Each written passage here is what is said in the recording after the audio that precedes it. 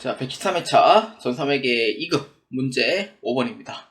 자, 일반 전표 메뉴에 입력된 내용 중 다음과 같은 오류가 발견되었습니다. 입력된 내용을 검토하고 수정 또는 삭제, 추가 입력하여 올바르게 정정하시오 입니다. 자, 이 문제는 오류 수정 붕괴에 해당하는 문제로서 이미 입력이 되어 있어요. 그런데 잘못 입력한 거죠. 그래서 이러한 부분에 대해서 수정하는 문제다라고 보아주시면 되겠습니다. 자, 그렇기 때문에 1번하고 2번에 대해서 한번 보겠습니다. 자, 8월 6일자입니다.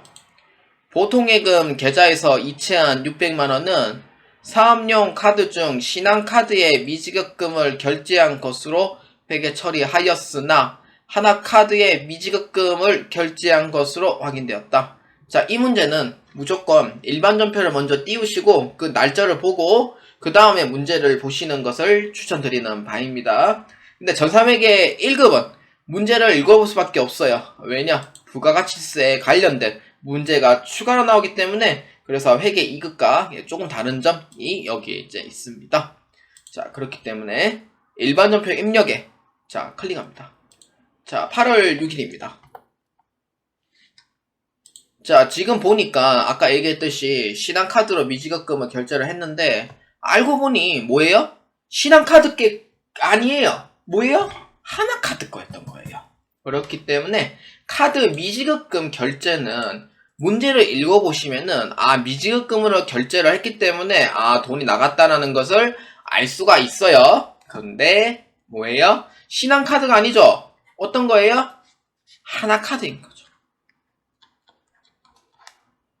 그래서 어떻게 해주면 돼요? 거래처를 신한카드에서 하나카드로 변경해 주시면 되겠습니다.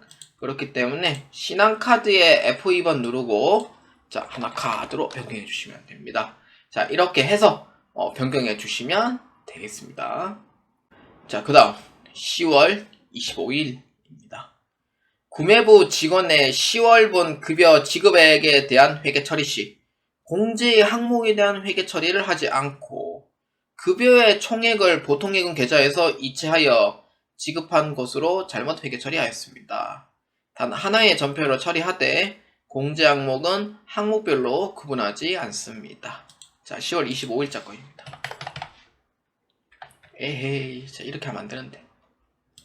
이거 나중에 확인할 때 돈 나가는 금액이 달라지면 안 됩니다. 실무에서는 이거 조심하셔야 되고요.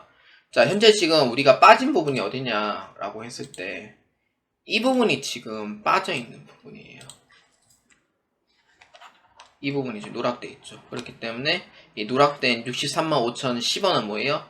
예수금으로 처리해야 되는데 예수금으로 지금 처리를 안 한 거예요. 그렇기 때문에 예수금으로 해서 이제 추가로 그냥 넣어주고요.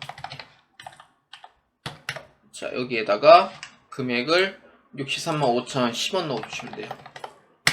근데 문제는 전표 번호가 지금 다르게 나오잖아요. 근데 제가 이제 점수에서 이제 얘기를 할 때 전표 번호에 대해서 이제 얘기를 하자면은 사실상 분기만 맞으면은 사실상 큰 문제는 없다고 보거든요. 근데 전표 번호를 일부러 수정을 해므로써 이제 티가 난다고 했을 때 뭐 그런 썰이 있어요. 점수가 깎인다. 뭐 점수가 아예 없어진다. 근데 아예 없어지진 않겠죠. 왜냐? 분기는 정확하게 입력을 했기 때문에 그래요.